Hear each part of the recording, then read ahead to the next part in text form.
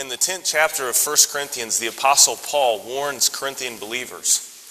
And he says, "To him who thinks he stands, take heed that he does not fall." I think what Paul was warning the believers in this simple statement is that sometimes we're at most danger when we feel pretty comfortable. When we feel like we're standing solid and nothing can knock us over. I was speaking with a friend the other day who really enjoys taking his motorcycle out for a ride. And he made a simple statement that was remarkable. And he loves going out on the roads, and he loves the blue skies and the green grass, and sometimes there's a cornfield here or there on either side. And he made this statement, and he said, whenever I start getting comfortable on my ride, that's the time that I need to take it in. Whenever I start getting comfortable on my bike, that's the time that I know I need to bring it back to the house. And what he was saying is that whenever he loses a healthy sense of fear and respect for his bike, and maybe for other drivers and the potential dangers in that, he can get a little bit off guard. And that's the time he knows he needs to bring it back to his house.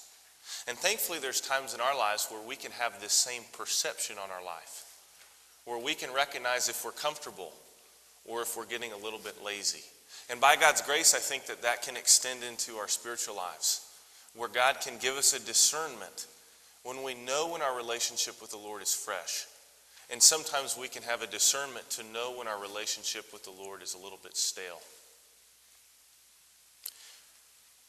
Sometimes when that happens, we forget to take time to reflect. And I think specifically with our walks with the Lord, do we take time to reflect and ask ourselves, is my relationship with Jesus what I would have imagined it would be 5 years ago, a year ago, 6 months ago? Is my walk with Jesus fresh? This morning we're going to look at a passage in Numbers chapter 20. If you have your Bibles, please turn to Numbers chapter 20. We're going to look at a portion of the life of Moses, a man who definitely walked with the Lord, but in this passage I think Moses maybe rested a little bit too heavily upon his own laurels. A time in Moses' life when it seemed like he could just ride off into the sunset. He'd accomplished God's task, he was faithful to the Lord, and he might have gotten just a little bit too comfortable. Before we leave this morning, after our examination of Numbers chapter 20 together, I'd like us to leave here doing two things. The first is I'd like us to identify situations in our life that cause us to be a little bit too comfortable with the Lord. Identify situations in our life where we might lose a healthy sense of fear and respect for him. And that might be summarized in a question of, what is causing me to be too comfortable where I'm not fearing the Lord? The second thing I'd like us to do this morning is to establish accountability in our lives where we can make sure we are keeping a healthy fear of him and walking with him in freshness, in joy, appreciating his goodness and his greatness, but also his holiness too. And that could be summarized in a question of, what can I do today to make sure that my walk with the Lord is fresh? What can I do today to make sure that I am fearing him? So without further ado, let's get into the passage together in Numbers chapter 20, verse 1. Then the sons of Israel, the whole congregation, came to the wilderness of Zin in the first month, and the people stayed at Kadesh. Now Miriam died there and was buried there. So we see that the people of Israel come to this place in the wilderness of Zin, which is just on the outskirts of the promised land. They're in the northern part of the Negev. They're this close to getting into the promised land. At this time, they're probably literally at the very end of the 40 years of wandering in the wilderness. They left Egypt, they crossed over the Red Sea, and they were about to go in the land, and they can almost see the finish line. They can almost taste coming to the promised land. They're this close. But there's a problem. Look at verse 2. There was no water for the congregation. And so they assembled themselves against Moses and Aaron, and the people contended with Moses. Now from our perspective, we know the story. We read the Bible. We see time and time again the Israelites would complain to God about a lack of provision. God provided manna when they said they didn't have food. When they were tired of that sweet bread, they wanted some meat, so God brought them quail. When they wanted water, God provided water. You see, this isn't the first time that they came to a place when they didn't have water. This is at the tail end of their 40 years in the wilderness. Right at the very beginning of that 40 years, Israel had crossed over the Red Sea, and they're on their way to Sinai, and guess what? They don't have water. So what do they do? Let me read what they did in Exodus 17. This is what they did 40 years ago. But the people thirsted there for water, and they grumbled against Moses. And they said, "Why have you brought us up out of Egypt, to kill us and our children and our livestock here of thirst?" So Moses cried out to the Lord, saying, "What shall I do? What more will they do to me? And can I do? They're going to stone me." So when the people had a problem, they took it to Moses. He bore the brunt of their anger. They were angry at him. And you know what happened in Exodus chapter 17? The Lord told Moses to take the staff of Aaron and to strike a rock. And guess what happened? Water poured forth. Some people regard that miracle as almost even more impressive than the parting of the Red Sea. Imagine enough water to come from one rock to feed 2 million people and all their livestock. I mean, that is an incredible miracle, is it not? So the Lord had commanded Moses to take a rod, to strike the rock, and God provided. And as we're reading this story, I think it's easy for me here in Numbers to say, how could they forget? Are you serious? God's always provided for them. And isn't it easy for us to identify times when other people are struggling in their faith, and yet we fail to recognize the same setbacks in our own walk with the Lord? So as we read this text, we almost say, how could Israel always miss it? God always provided. They never were without what they needed. Even in this example of water, God provided water from a rock. Shouldn't they have remembered? So what happened? We'll see what happened. The people, verse 3, contended with Moses and spoke and said, "If only we had perished with our brothers before the Lord." Sounds almost identical to Exodus 17, doesn't it? If only we had just died.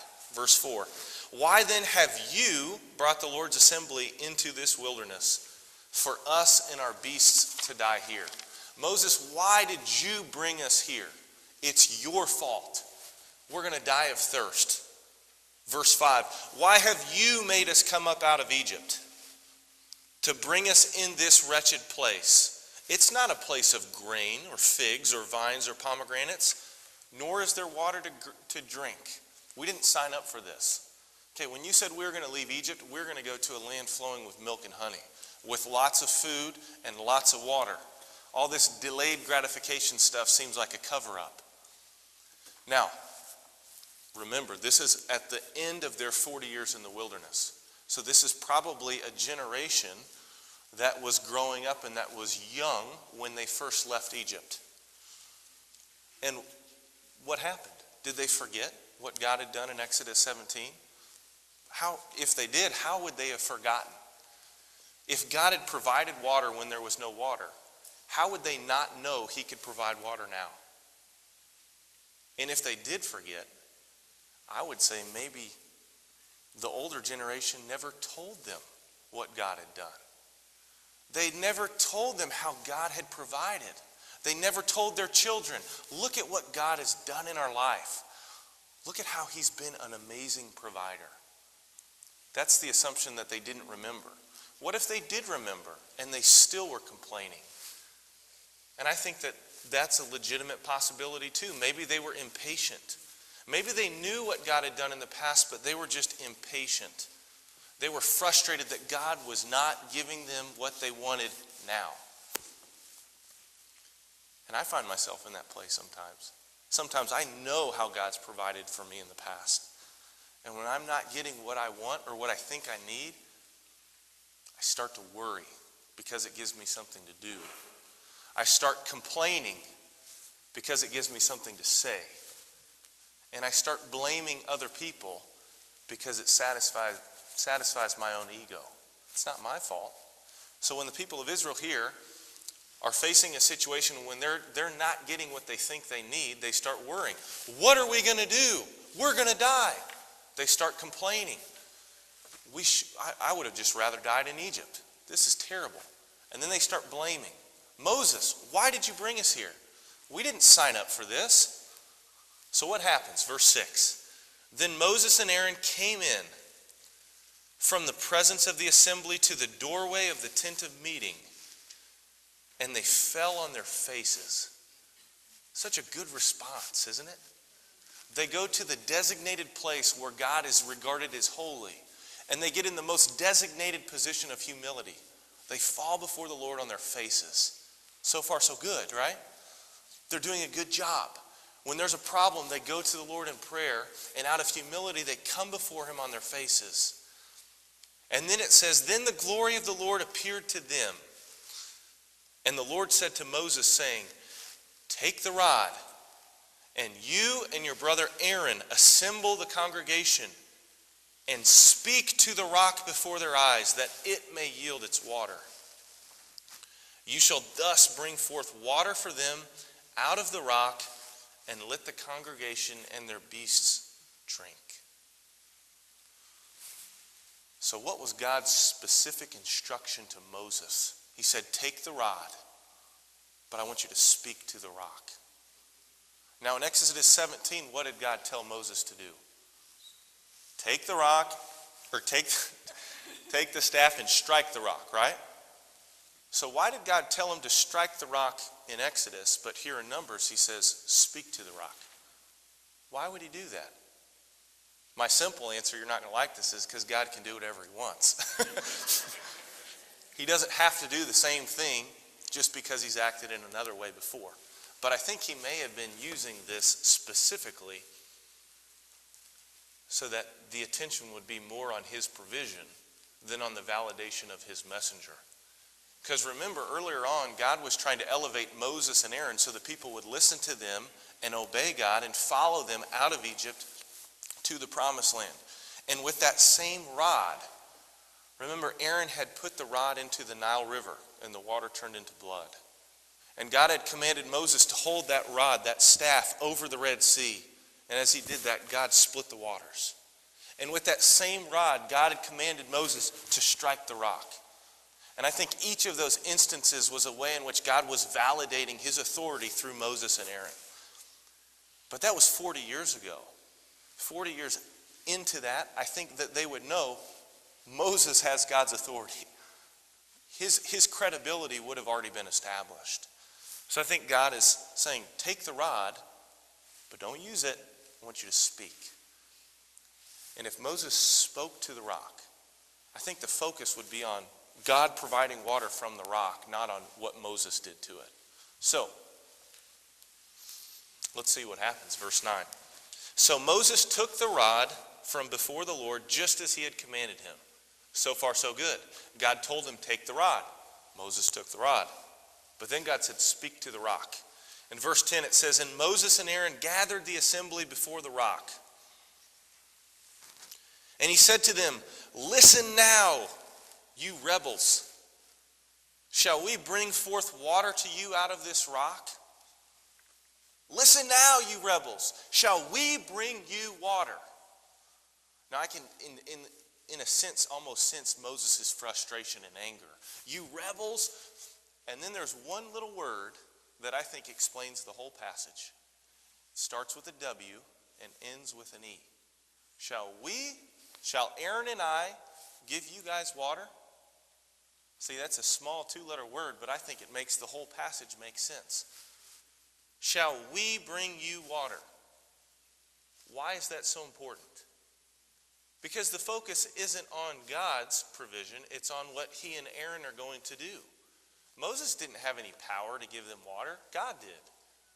Moses was just a normal guy. Now, God used him in many extraordinary ways, and God had given him credibility and validation to do miraculous wonders, but God was doing it. He was just using Moses to do it. So Moses says, shall we give you water? What happens? Verse 11. Then Moses lifted up his hand, and he struck the rock twice with the rod. And water came forth abundantly, and the congregation and their beasts drank. Sounds a lot like Exodus 17, doesn't it? He did what he had done in the past. God said, strike the rock in Exodus 17. It's okay to do it here, isn't it? That's not what God said. So, what does the Lord say in verse 12? But the Lord said to Moses and Aaron, because you have not believed me to treat me as holy in the sight of the sons of Israel, therefore you shall not bring this assembly into the land which I am giving them. Now, a couple things. Why would Moses disobey God's word? Maybe he was really frustrated with the people. He needed a physical outlet. He just wanted to hit something. Maybe he wanted some attention on himself. Shall we bring forth water for you? That would line up really well with what he said in verse 10. Maybe he didn't think it was really a big deal how he got the job done, so long as it got done. Get her done. Get the results. Maybe he doubted that God's methods were correct. Maybe he doubted that God's methods were the most effective. If it ain't broke, don't fix it. I struck a rock 40 years ago, water came out. I'm going to strike a rock now, water's going to come out. Maybe it was a little bit of all of those. But maybe he was just a little bit too comfortable in his walk with the Lord. Maybe he overestimated his part in the equation. And maybe he didn't fear the Lord. Maybe he lost that discernment in his life. Because look at what God says. He said, you did not believe me, and you did not treat me as holy in the sight of the sons of Israel. He charged Moses and Aaron with a lack of faith. You didn't believe me. What did they not believe? I think they didn't believe that what God says is best. In a sense, when God told them something very specific to do, and they did something else, well, who's the primary authority in their life? Themselves, right? So in a sense, they make themselves as more authoritative than God. That's idolatry, is it not? So they didn't believe God. Said, you know what? Our ways just make more sense. We've done it before. We can do it again. And then God says, you did not treat me as holy in the sight of the people. They lost their proper, healthy sense of respect and fear for the Lord. Maybe Moses and Aaron felt like, you know, I've been serving the Lord for a long time. He's going to understand this time. I've been really, really faithful to God all my life. I should get the Lifetime Service Achievement Award, right? God will understand. It's no big deal.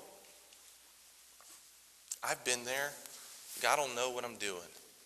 And I think they got a little bit too comfortable. They stopped fearing him. They stopped treating him as distinct, set apart, and holy the way that he deserved. And so God said, you shall not bring this assembly into the land which I have given them. Now to us, that might not seem like a big deal, but that was the primary task God gave Moses. I want you to lead the people out of Egypt to the promised land. And it's almost like a relay race. Okay, let's say in the 4x100 relay, one lap around, there's 4 people that run 100 meters each time, right? And they have a baton, and they run their portion of the race. They run their leg of the race, and then they hand the baton off to the next person, right? They're responsible for one task. They're going to run 100 meters, and then they hand it off to somebody else. And that person runs 100 meters, okay? I think God gave Moses a specific task. Moses didn't have the whole lap. Okay, Moses had his 100 meters in the lap. And God said, I want you to run your 100. You're going to take the people from Egypt to the promised land. And Moses was thinking, okay, I'm going to do this.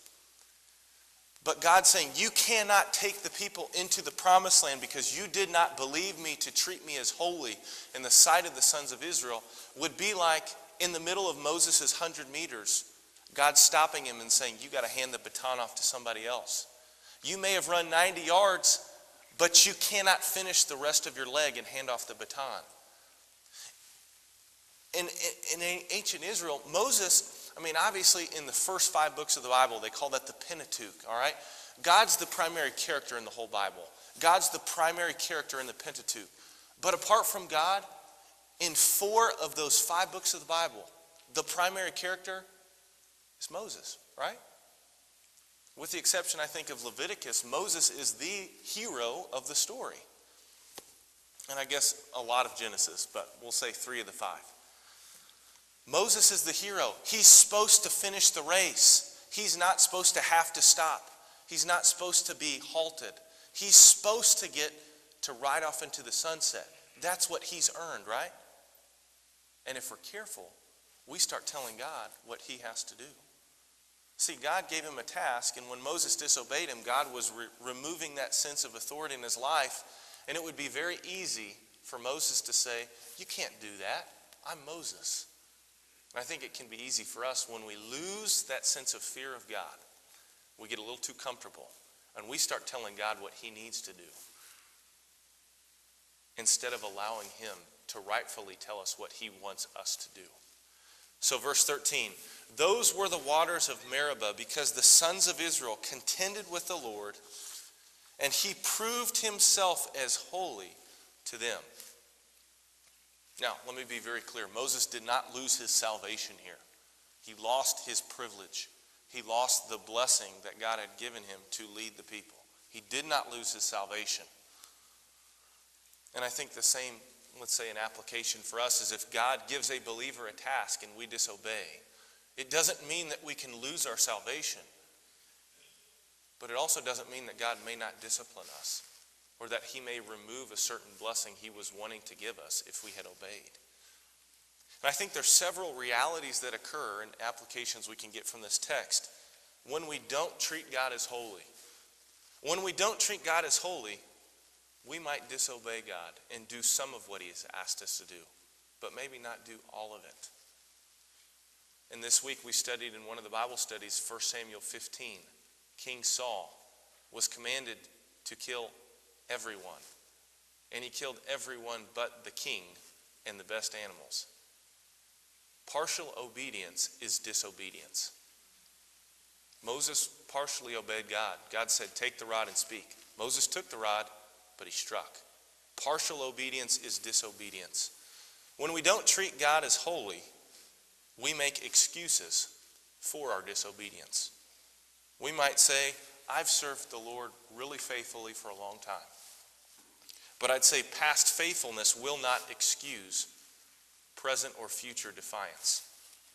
A lifetime of godliness does not excuse momentary insubordination.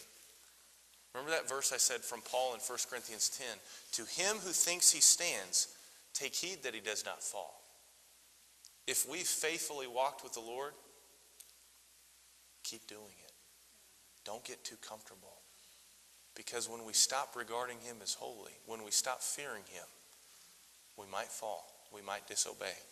When we don't treat God as holy, we downplay what sin really is. Irreverence toward the Lord is viewed as rebellion against him. In that instance of King Saul in 1 Samuel 15, Samuel rebukes Saul and he says, for rebellion is as the sin of divination, and insubordination is as iniquity and idolatry. And I like how the New Living Translation translates it. He says, rebellion is just as sinful as witchcraft, and stubbornness is just as bad as worshiping idols. We might say, partial obedience, I'm at least obeying God, right? And he's saying disobedience, insubordination, is just as bad as witchcraft, as is worshiping other idols. See, we can downplay our disobedience because it's not a big deal. But it's a big deal, isn't it? I think from this text, you have to say this is a huge deal. When we don't treat God as holy, we might waste our calling. Now, what do I mean by that? Doesn't mean that God removes his calling upon us as believers, See, the Bible is very clear. Once you have trusted in Christ, you are saved. In Romans 8, it talks about those who are justified are glorified. So certain that it's talked about in the past tense. But we might remove the specific calling God has given us, a specific task, by our disobedience. And God had given Moses a specific task: lead the people out of Egypt to the promised land. And he removed himself from that task. The last part of the task, 40 years into the job, all he had to do was lead him into the land. But God said, your lifelong task I'm taking away from you because you did not believe me. You did not treat me as holy. When we don't treat God as holy, our hearts can become distant from the Lord because we're overly influenced by others. I think Moses had a legitimate frustration with the people. They came to him and they charged him. It's your fault, Moses. You brought us out of Egypt. We don't have water because you don't know what you're doing. And an application is external pressure from people is not a pardon for inward waywardness from God. In Psalm 106, the psalmist actually writes about this very text. And in Psalm 106, verse 32, it says, the Israelites provoked the Lord to wrath at the waters of Meribah, so that it went hard with Moses on their account. Because the people were rebellious against the Lord's Spirit, Moses spoke rashly with his lips.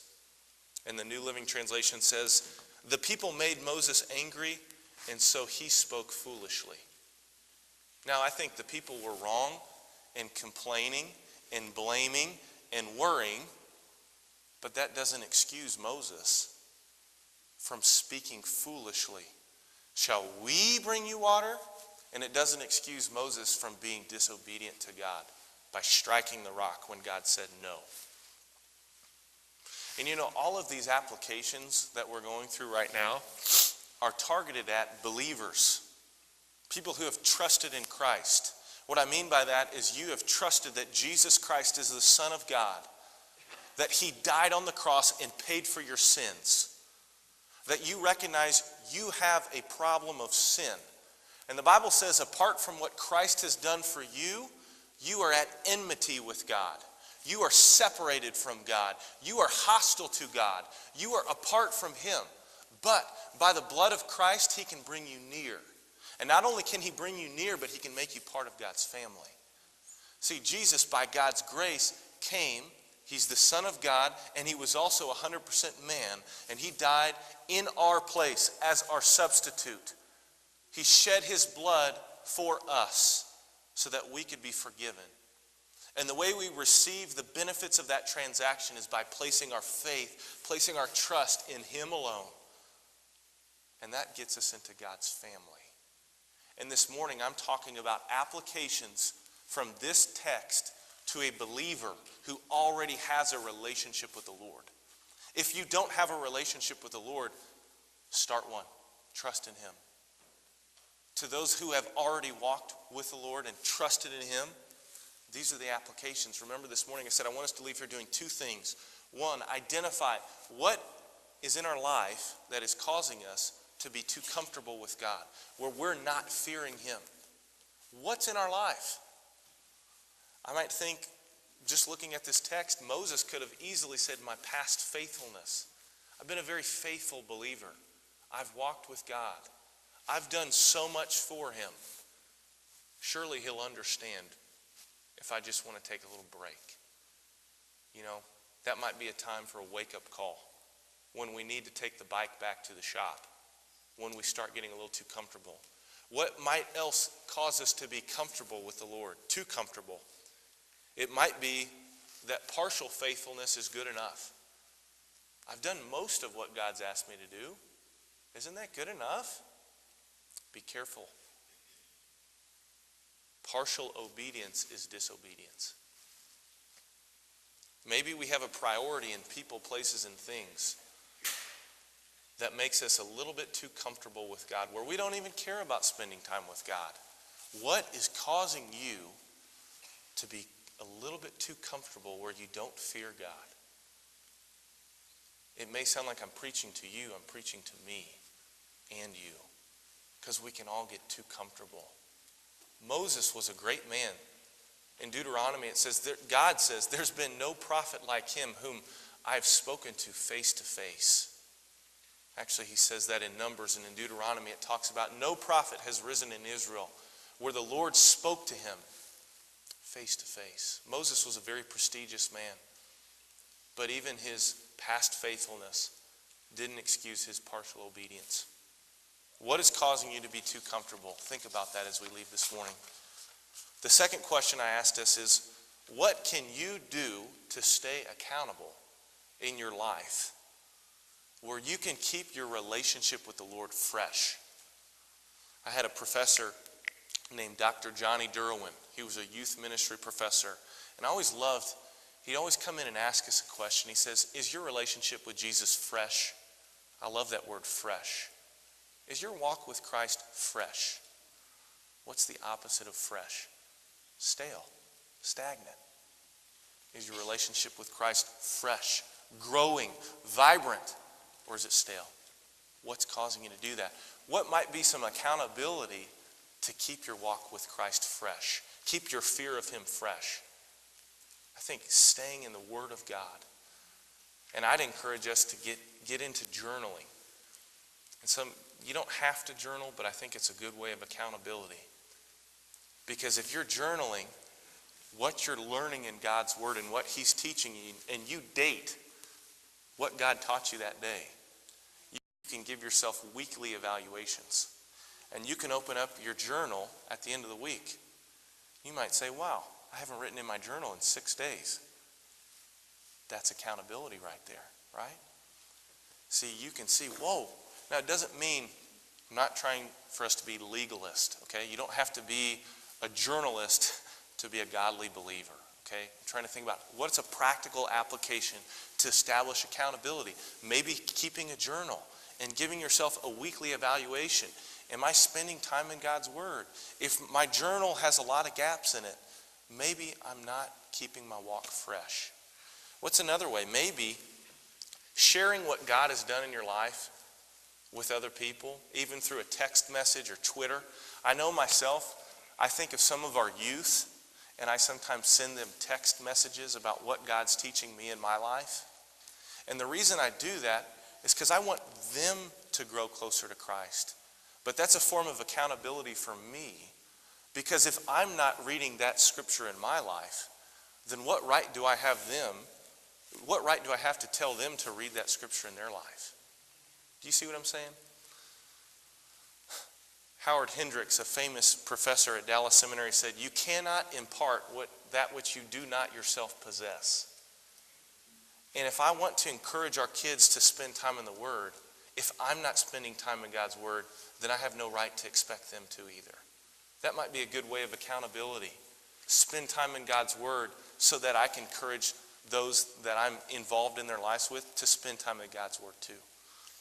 But finally, I think one of the biggest ways we can apply this, what can I do to stay accountable in keeping my walk with Christ fresh, is regularly talking to your spouse, to your friends, to your kids, to your parents about what God is teaching you in your life and how he's causing you to grow.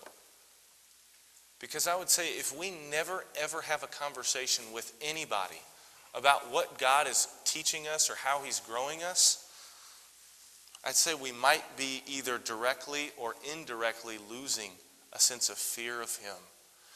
All throughout the Proverbs on our young men's trip a few weeks ago, we looked at so many Proverbs that talked about the fear of the Lord. The fear of the Lord brings life. I think we all want life, don't we? We all want freshness. In Ecclesiastes, Solomon says, when it's all said and done, this applies to everybody. Fear the Lord and keep his commandments. You can keep his commandments without fearing the Lord. That's legalism. That might be works-based self-righteousness. But if you're fearing him, you can keep his commands out of gratitude, out of thankfulness for what he's done. Think about what can you do right now to set up accountability in your life, to fear God, to stay fresh.